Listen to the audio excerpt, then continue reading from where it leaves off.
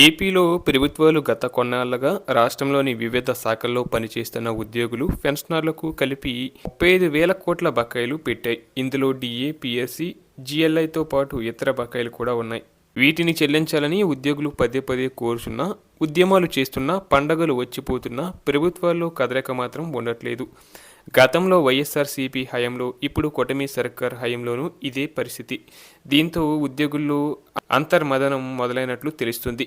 ఇక రాష్ట్ర ప్రభుత్వం తమకు చెల్లించాల్సిన వేల కోట్ల బకాయిలన్నీ పదే పదే అడిగే పరిస్థితి, వాటి కోసం ఉద్యమాలు చేసే పరిస్థితి లేకపోవడంతో ఉద్యోగులు చేసేది లేక ఓ నిర్ణయానికి వచ్చారు. ఈ మేరకు ప్రభుత్వానికి కీలక ప్రతిపాదన ఇచ్చారు. ఈ మేరకు ఏపీ ప్రభుత్వ ఉద్యోగుల సంఘం రాష్ట్ర ప్రభుత్వం ముందు పెట్టిన ప్రతిపాదన ఇప్పుడు ఏపీతో పాటు ఇతర రాష్ట్రాల్లో సైతం చర్చాంశనమవుతుంది. అదేంటంటే రాష్ట్ర ప్రభుత్వం చెల్లించాల్సిన బకాయిలు విలువైన భూమిని ఉద్యోగులకు ఇవ్వడం. ఈసారి రాష్ట్ర బడ్జెట్లో ఉద్యోగులకు చెల్లించాల్సిన కోట్లాది రూపాయల బకాయిల చెల్లింపు కోసం తగిన నిధులు కేటాయించాలని, లేకపోతే వాటి స్థానంలో ఉద్యోగులకు భూమిని ఇవ్వాలని ప్రభుత్వ ఉద్యోగుల సంఘం కోరుతుంది.